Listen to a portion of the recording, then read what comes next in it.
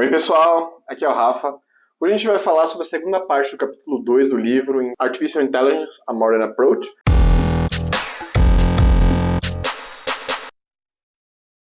A ideia desse capítulo, como eu já falei para vocês, é apresentar o framework que a gente vai trabalhar ao longo do livro inteiro, que é o modelo agente em ambiente. A gente falou especificamente bastante sobre o ambiente, no último vídeo. A gente falou de determinadas características que o ambiente pode ter, que tornam mais fácil ou mais difícil de criar um agente para trabalhar nesse ambiente. E, essencialmente, o ambiente é o problema que a gente quer resolver. Se a gente está lidando, por exemplo, com um jogo de xadrez, o ambiente é o tabuleiro, as peças e toda a movimentação que o jogo determina. Se a gente está falando de um carro autônomo, é a estrada, o carro, outros carros, outros agentes que estão ao redor do problema. Então, o problema é o ambiente e o agente é o que a gente vai utilizar para resolver esse problema. E aqui já nessa seção 2.4, The Structure of Agents, ou seja, a estrutura dos agentes, ele tenta dissecar um pouquinho mais sobre esses agentes e apresenta para a gente 4 grandes modelos de agente que a gente vai seguir ao longo do livro, certo? Só que, antes de mais nada, ele quebra esse agente em 2 partes, a parte do programa e a parte da arquitetura. Vamos aqui comigo agora nesse diagrama. Esse diagrama aqui, a gente tem basicamente essas 2 partes, né? A parte de cima está aqui o programa do agente, e o que basicamente, como a gente já falou que os sensores fazem, eles captam, né, os perceptos e eles enviam esses perceptos para o programa. O programa, por sua vez, ele vai fazer algumas escolhas, visando maximizar alguma determinada métrica, e como resultado, ele vai mandar para os atuadores. Por exemplo, se ele acha que ele tem que fazer uma ultrapassagem no carro autônomo, ele vai falar para o pedal, apertar para acelerar. Se eu estou jogando um jogo de xadrez e, dado que o meu oponente fez algum movimento aqui desse percepto, eu vou processar e vou tomar uma ação de mover uma peça para determinado lugar. E essa dinâmica aqui é o que a gente entende por agente, né, como a gente se comporta. E o que ele vai falar que é a arquitetura é só essa parte aqui de baixo, né? A arquitetura é basicamente o ambiente que a gente está inserido. O programa do agente é o que processa. Aí você pode pensar como um programa de computador mesmo, né? E esses 2 carinhas aqui, o programa do agente mais a arquitetura, é o que ele vai falar que esse cara aqui é o agent, certo? Essas 2 coisas, a parte de baixo é a arquitetura, acima é o agente, é o programa do agente. E o conjunto da obra é o agente em si. É isso que ele fala quando ele está querendo falar de agente, certo? E aí ele fala que uma maneira simples, talvez, mas bem inocente, né, de resolver esse problema, é a gente utilizar um método por de tabela. Eu posso pegar todas as possíveis sequências de perceptos, vou ordenar ela numa tabela e vou dar um match entre a sequência de percepto e a ação que eu devo tomar. Ele dá um exemplo de como isso é possível, pero ele tem uns problemas de executabilidade. Porque existem infinitas possibilidades de ações que você pode ter de perceptos. Ele dá um exemplo bem claro, por exemplo, com uma hora de um carro autônomo, né? Que ele fala que tem mais ou menos 8 câmeras a 30 frames por segundo, e o número de possíveis combinações para uma hora de carro autônomo dirigir, dado todas as informações que eu estou falando aqui para vocês, esse número gigante está aparecendo aqui na tela, e ele dá algumas noções assim, de mundo. Esse número é estratosférico para uma só hora, né? Não tem como você processar, né? Não tem como você colocar isso em memória, né? Aí ele fala que o xadrez ele tem esse outro número aqui, que é 10 elevado a 150, e se você comparar ao número de átomos que tem no nosso universo, que é 10 elevado a 80, esse número é infinito. Então não tem como a gente construir essa tabela, né? Muito embora, se a gente voltar aqui agora nessa parte do vídeo, eu estou mostrando aqui para vocês aqui em cima essa função, ela é possível de você criar, teoricamente, né, que vocês estão vendo aqui em cima. Ela recebe um percepto, ela vai lá, esse lookup que está aparecendo aqui, essa partezinha aqui, né, essa função de lookup, é basicamente você ir nessa tabela e ver o match, né? O percepto tal, ele está nessa tabela, e essa tabela, nesse percepto, ele me diz para fazer essa ação, então eu retorno essa ação como resultado da minha função, né? Mas essa função, muito embora ela seja teoricamente possível de ser escrita, o problema é justamente essa parte aqui, né? O lookup. Não tem como eu colocar isso em memória, e isso é um problema só, né? Existem diversos problemas no universo da IA que se tornam um problema literalmente grande, impossível de você processar e resolver ele. Aí tem uma frase que eu achei muito interessante aqui, que está na página 67, que o autor está falando assim, né? Que o principal desafio da IA é achar uma maneira de você escrever um programa que, na medida do possível, ele possa produzir um comportamento racional a partir de um programa pequeno, ao invés de uma tabela gigante. Esse tabelão aqui, ele pode, teoricamente, existir. Aliás, quando a gente começar a implementar algumas estratégias mais para frente, a gente vai mostrar algumas estratégias, você implementar isso, fazer esse approach, você criar uma tabela e falar para cada ação faça tal coisa, a gente vai ver justamente que isso não é um bom approach e vai a partir dele derivar outros approaches para resolver esse problema, né? Mas é sempre bom a gente marcar que teoricamente existe essa possibilidade, porém a gente não consegue de fato implementar e falar, cara, vai funcionar, justamente porque não dá para processar e nem guardar tudo isso na memória. Isso basicamente é a seção 4.1, um bom resumo que ele fala, né, sobre arquitetura, programa, e aí ele nos apresenta os 4 tipos de agente que a gente vai ter. Os 4 tipos de agentes são o Simple Reflex Agent, o Model Based Agent, o Goal Based Agent e o Utility Based Agent. Agora a gente vai dissecar cada um desses 4. Antes de ele adentrar assim nesse primeiro, ele fala que esse primeiro agente ele é super simples, porém ele não deve ser descartado. Muitas implementações do carro autônomo, inclusive, eles são feitos através desse agente. Vamos olhar aqui de novo agora para a nossa imagem aqui, que aparece, que é a figura 2.9, que é baseada naquele protótipo, né, que a gente mostrou no outro vídeo. Agora a gente está dissecando, né, o que tem dentro daquela interrogação, né? A gente vê que a gente tem, de novo, né, o mesmo modelo, a gente tem aqui os nossos sensores, que trazem os perceptos, temos os atuadores que vão gerar as nossas ações aqui, e o filé, né, vamos dizer assim, o diferencial é o que a gente vai processar aqui no meio, né?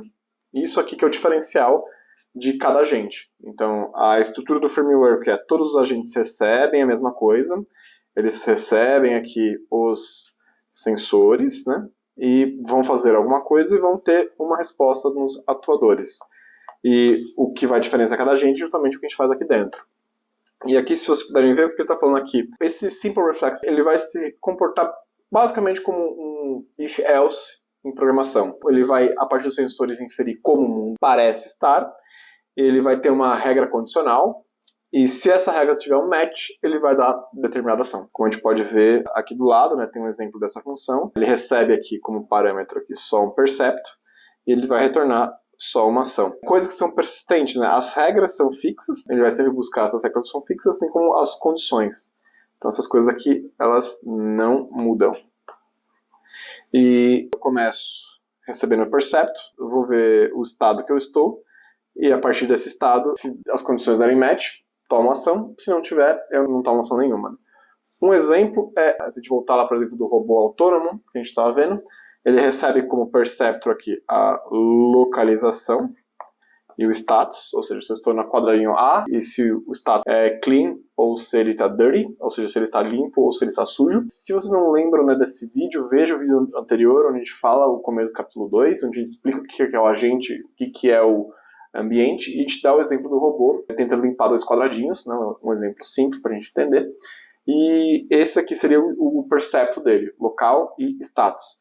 E aqui simplesmente ele vai criar uma regra bem básica para resolver esse tipo de problema, que é, se o status que você recebe for sujo, eu vou sugar, ou seja, eu vou limpar.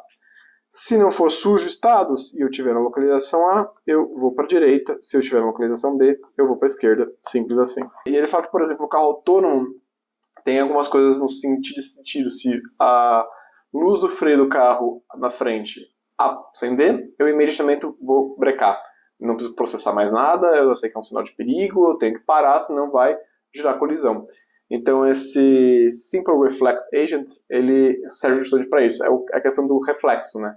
Ele tenta mimetizar esse comportamento nosso que a gente não pensa muito, né? Se vier um objeto aqui na minha cara, eu vou piscar, vou fechar os olhos e eu nem vou pensar que eu estou fazendo isso, né?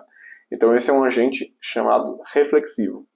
O segundo tipo de agente já é o Model Agent, que é esse modelo aqui. Qual que é a diferença dele? O Model Based Agent, ele tem memória. E é muito interessante, né, você ter alguma memória, porque não necessariamente você vai utilizar tudo na base do reflexo, né? Criar um ELSIF. E por que model? Porque ele vai tentar modelar e entender como é que é o ambiente a partir disso, né? A partir dessas informações que ele tem. Então aqui, eu acho que eu vou até dar um zoom nesse cara aqui. A gente começa de novo, né, com nossos sensores, só que além do meu estado atual, eu vou guardar em memória os estados que eu já tive. E eu vou tentar inferir como é que o mundo está evoluindo. E a partir disso eu vou tomar as minhas ações. Então eu tenho aqui, chegando nesse sensor, um percepto novo da realidade, um estado novo, mas eu tenho um estado anterior. Eu tenho que comparar para ver como é que o mundo evoluiu ou não para tomar a minha decisão. E aqui, de novo, eu tenho as minhas decisões condicionais aqui embaixo. Então, ele dá um exemplo de se eu guardar uma foto do frame anterior do carro e tentar comparar com a foto atual para ver se a luz acendeu ou não. Isso já é uma maneira de tentar modelar a realidade e dar mais informação para a gente, além daquela informação inicial quando se começa a rodar o programa. A informação inicial que a gente começa a rodar o programa, por exemplo, num jogo de xadrez, seria como as peças se movimentam, porque a gente sabe que não vai mudar. Mas, além disso, a gente pode começar no jogo de xadrez a guardar os movimentos que o meu oponente faz e tentar entender qual que é o padrão desse oponente quando eu faço tal movimento. E isso tudo eu faço aqui, guardando no status. E agora vamos mandar esse cara aqui para trás. Essa aqui é um exemplo de função que eu tenho, né, para esse tipo de Model Agent Based. Aqui ele tem o que é persistente, né? Aqui eu tenho o status de como o mundo se desenvolve. Eu tenho o que seria um modelo de transição. O modelo de transição seria o que eu não controlo. É como o mundo vai de um estado para outro. E tem o Sensor Model, é aquela parte que eu controlo, né? Ele vai falar aqui, esse Sensor Model é a parte que reflete os percepts. Eu recebo tal percepto, posso fazer tal coisa. Não existe a possibilidade, por exemplo, de eu criar um robô para o mercado financeiro, eu tomar uma decisão A e eu querer que ela dê certo. Não. Se ela vai dar certo, se eu vou ter lucro ou prejuízo na minha operação, isso não é o mercado que vai decidir se o preço vai subir ou abaixar. Eu só posso tomar a decisão de comprar ou vender. Claro que se a gente pensar em economia, se você for um grande player, você consegue mexer em preço, mas estou pensando num ser normal, na maioria da população, que vai fazer um trade básico, um volume muito pequeno. Se você for fazer esse trading, por exemplo, você não vai ter como garantir qual que é o outcome. Essa parte de transição, se o mercado sobe, por exemplo, de baixo para alto, de alto para baixo, esse é o modelo de transição. E o modelo de sensor é, dado que o preço subiu, o que eu faço? São os dois modelos que compõem o Agent Based Model. Então, basicamente, eu vou usar o estado passado para fazer o update, né? E fazendo o update desse estado, eu crio uma regra que vai me dar uma ação a ser desenvolvida. Então, a junção dessas tecnologias é que me permitem tanto o modelo de transição quanto o modelo de sensor, criar modelos baseados em agente, que não é só um grande else if. Isso aqui, gente, essa parte desse modelo aqui, ela pode ser tão complicada quanto seja. Você pode usar a teoria dos jogos para entender como a sua dinâmica impacta na dinâmica do seu oponente, impacta como o mundo. A gente vai ter diversos modelos aí na literatura que tentam modelar a realidade, dadas as suas escolhas, e você implementar ela aqui é uma estratégia viável, válida para a gente criar algoritmos mais eficientes para resolver diversos tipos de problema. Seguindo aqui a nossa implementação, o terceiro tipo de agente que ele vai implementar, que está aqui em cima, é o Goal-Based Agent. Goal é objetivo em inglês, né? Então é um modelo baseado em um objetivo. Eu quero que ele tenha um objetivo para seguir. E ele fala, basicamente, esse tipo de decisão, ele é diferente do modelo reflexivo e do model-based, porque eu não digo explicitamente que eu quero do modelo. E eu deixo o agente interagir aqui, né, com o meio ambiente, tá, dessa interação, para entender o que eu gostaria de fazer. Então, essa caixinha que é a grande diferença, né, se a gente for comparar com esses outros modelos aqui. Aqui não tem a caixinha, aqui tem essa caixinha do What it will be like if I do the action A. Ou seja, eu deixo o modelo pesquisar a ação. Eu não falo de antemão para que ele tenha. Eu falo, cara, eu quero que você saia aqui do centro de São Paulo, onde eu estou, e você chegue no Rio de Janeiro, certo? Objetivo. E ele vai, através de tentativa e erro, tentar fazer isso. Não necessariamente tentativa e erro, a gente vai ver no capítulo 3 que existem heurísticas de otimização que a gente pode implementar para fazer o modelo sair de um lugar e chegar a outro, mas basicamente eu não digo explicitamente para o modelo que ele quer, né? Mas eu estou falando, olha modelo, eu quero atingir esse objetivo. Através de uma medida de performance, ele vai fazer essa interação, né? Essa interação que eu digo é a interação tradicional do loop, pega as informações aqui do percepto, processa e manda aqui de novo para o meio ambiente, pega mais informação, processa, manda pelo meio ambiente, né? É esse loop que ele vai fazendo, que vai gerando mais informação, que vai deixando o algoritmo entender e achar melhores espaços. Daqui a pouco, né, depois a gente fala do quarto, a gente vai falar um pouco sobre aprendizado, e durante esse loop que eu vou mostrar aqui para vocês, é onde ocorre o aprendizado, é onde o modelo começa a entender como é que é a realidade, como é que ele impacta no ambiente, né? Isso que é o que o autor explica aqui pra gente. E seguindo, temos aqui o último tipo de modelo, que é o modelo baseado em utilidade, né? Utilidade seria o quê? Seria uma métrica de felicidade, ou quão eu estou bem em relação àquele objetivo, né? Por que o modelo baseado em objetivos, né, o Goal-Based Model, não é o suficiente, né? Porque não basta eu falar que eu quero sair do São Paulo e ir para o Rio de Janeiro. Se ele achar, por exemplo, uma rota que passa por Manaus, no Amazonas, que tem nada a ver com a rota, eu posso sair de São Paulo, passar por Manaus, chegar no Rio de Janeiro e eu atingir meu objetivo, certo? Esse é o Goal-Based Model. A utilidade, ela dá uma métrica de desabilidade. Por exemplo, eu quero chegar em Rio de Janeiro da maneira mais rápida possível, ou da maneira mais segura possível, ou eu quero passar em determinada tal cidade porque eu acho bonita a cidade, eu quero ver. Essa utilidade ela é um conceito muito difundido, principalmente na economia, que é quão bem estão as pessoas, como é o bem-estar. A grosso modo seria como medir a felicidade. Uma das vantagens de utilizar o modelo baseado em utilidade é porque eu consigo resolver empates em relação ao Goal-Based Model. Por exemplo, eu achei uma rota que vai de São Paulo para o Rio de Janeiro através do Amazonas. E eu achei uma rota que vai pela Dutra, que é a principal rodovia aqui que liga São Paulo e Rio de Janeiro. E as duas atendem o meu objetivo. Qual que eu vou escolher para exercer?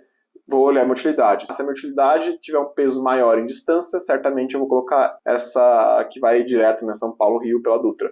Se eu quero, por exemplo, é muito legal para me passar no Amazonas, em Manaus, conhecer Manaus, eu vou colocar outra. Aí eu, abstratamente, vou estar mais feliz com isso. E eu tenho que falar isso para o meu modelo de alguma maneira matemática. A gente vai conseguir matematizar essa parte da utilidade aqui, né? E ele coloca, né, mais uma pergunta aqui pra gente. Agora a gente tem mais uma caixinha para trabalhar, né? A gente recebe os sensores, a gente entende como o mundo está evoluindo, né, através do Model-Based Agent. Eu sei um objetivo a seguir e agora eu me pergunto quão feliz eu estou com esse resultado antes de mandar ele para frente.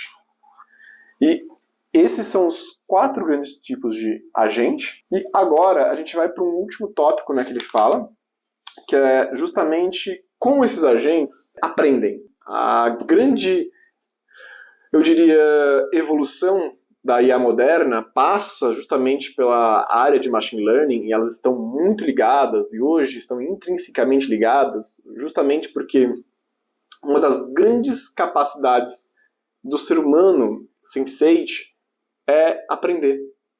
É ver algum episódio, é interagir com o ambiente e mudar os seus outcomes, mudar a maneira como você age, entender como você lida com o meio ambiente. Essa é uma feature muito especial que nós seres humanos desenvolveram, e aí, baseada nessa, que os cientistas tentaram desenvolver maneiras artificiais da máquina aprender a partir de dados, a partir de episódios, a partir de exemplos, né? E o Machine Learning vai ser importante em toda essa evolução, né? Ele cria também um modelinho abstrato aqui pra gente. Vamos olhar aqui agora na tela esse modelo abstrato de como seria um modelo que aprende. Bom, a primeira coisa, todos aqueles agentes que a gente viu, eles vão estar aqui nesse Performance Element. Então, todos aqueles quadradinhos, deixa eu até voltar aqui, né? Tudo isso daqui, ó, todos esses caras aqui, toda essa parte aqui do nosso agent, ela vai estar aqui dentro nessa parte preta, no Performance Element, que é basicamente o agente que vai tomar as decisões, que vai fazer, que vai passar por aquelas etapas, vai ver se vai ter algum reflexo para tomar, vai ver se tem algum modelo que entenda a realidade, que entenda como a realidade vai evoluindo, vai ver qual que é o objetivo dele, e depois que ele vê o objetivo, vai entender a utilidade para saber qual que é o que deixa o nosso agente mais feliz para resolver o problema. Toda essa dinâmica vai estar aqui dentro desse Performance Element. E como é que o processo de aprendizado ocorre, né? Ele vai ter esses outros elementos, que seria aqui a parte crítica. A parte crítica, basicamente, é uma parte do elemento onde ele vai receber o feedback dos sensores. Então, o sensor ele vai trazer para a gente tanto um perceptor que vai entrar no modelo, como ele vai fazer, cara, a ação que você fez foi boa ou foi ruim. Não necessariamente isso, a ação que você fez resultou nesse estado, e aí você tem que avaliar se isso é bom ou ruim. Então esse cara aqui é o responsável por dar um feedback no modelo de aprendizado. E baseado nesse feedback, esse learning element, ele tem que setar alguns objetivos de aprendizado, que é o que ele vai fazer com esse problem generator. E o que significa isso? No começo, eu não tenho informações, por exemplo, de como as minhas ações impactam no ambiente. Então eu vou tomar uma decisão aleatória no começo, gerada por esse problem generator, vou mandar ela para o meu elemento fazer, ele vai passar por toda aquela etapa e vai fazer a ação. Fez essa ação, vou até mudar de cor, né? Eu recebi um feedback em relação a essa ação preta que eu fiz aqui. Recebi esse feedback, o que o meu crítico vai fazer? Vai passar esse feedback aqui para o meu elemento, e ele vai entender, cara, o que eu aprendi com essa ação? Se eu fizer essa ação aqui em preto, eu vou ter essa ação em vermelho em resposta. Eu posso explorar mais, ou eu posso já tirar proveito disso que eu aprendi? Toda essa dinâmica entre explorar e tirar proveito do que eu já aprendi é a base da IA, né? No começo ele vai tomar decisões aleatórias para explorar o espaço, mas a partir dessa dinâmica de eu exploro o espaço, entendo como interajo com ele, volto à dinâmica, tomo mais um pouquinho de descobertas, exploro um pouco mais para ter um pouco mais de medidas positivas lá na minha meta de performance. E toda essa dinâmica vai me gerando o que eu chamo de conhecimento, né? Que é essa parte aqui que ele está aqui embaixo. Né? Então eu vou mudando, primeiro eu vou explorando, né, o espaço, como o meu elemento interage com um ambiente, através dessa dinâmica, e vou ganhando conhecimento. E eu faço isso pelo feedback e pelo gerador de problemas, que ele gera problemas para mim explorar, né, entender toda essa dinâmica. Né? Essa é a parte final, né, do Machine Learning, onde a gente vai fortemente ver nesse série de vídeos lá no final do livro. Ele traz bastante coisa de Deep Learning, onde essa coisa toda do aprendizado entra. Né? E assim a gente vai chegando para o final. Ele tem uma última parte, que é uma parte 4.7, que ele ainda fala mais um pouco sobre abstração. Basicamente ele traz 3 tipos de modelo, né? Atômico, fatorado e estruturado, de como a gente pode ver o mundo, né? O modelo atômico é basicamente o modelo de transições que eu falei para vocês, né? Eu saí, por exemplo, de São Paulo, cheguei no Rio. Não tem muita informação em relação a isso. O modelo fatorado tem uma representação vetorial de features e comparar essas features na minha solução. Eu posso falar, por exemplo, o quão eu quero gastar de gasolina, ou quão tal caminho vai me trazer mais felicidade, por causa que eu tenho uma memória afetiva com aquele caminho que eu estou fazendo, eu quero fazer tal caminho, ou temperatura, ou condições de estrada, ou segurança. E o último, que é o estruturado, é o que eu tenho mais objetos, e esses objetos se relacionam. Por exemplo, eu não tenho só o meu carro com as minhas features, mas eu tenho outro carro com outras features. Eu tenho um radar, por exemplo, eu tenho um pedágio, que são outros objetos que se relacionam com o meu objeto, que tem outras features também, né? Quanto mais específico eu tenho, mais complexidade, mais coisa para trabalhar, para modelar eu tenho, porém eu tenho uma visão maior da realidade. Então saber você dosar quando você precisa de uma visão atomizada, como do modelo de transição, eu quero sair de São Paulo e chegar no Rio, ou quando eu preciso ir gerando mais informação e deixando o meu modelo da realidade mais detalhada com o modelo fatorado ou estruturado. E assim a gente encerra aqui o capítulo 2. Eu achei muito legal essa introdução. Eu dei uma visão muito boa do que vem aí por aí, do que a gente vai trabalhar. A gente tem, né, esse modelo agente-ambiente, que ele vai explorar ao extremo, né, ao longo do livro. E o próximo capítulo é que Solving Problems by Searching. Search é uma técnica para resolver alguns problemas, e a gente vai começar agora a pensar em como resolver esses problemas, né?